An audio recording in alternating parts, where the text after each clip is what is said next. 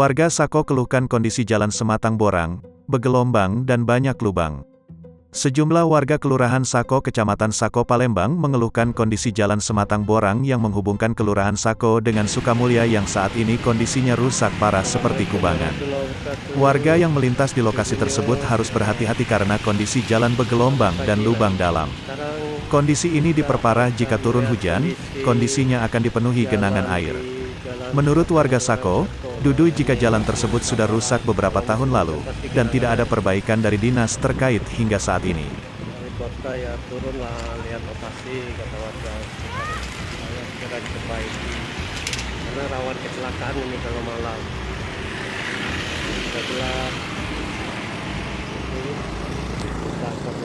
kondisinya.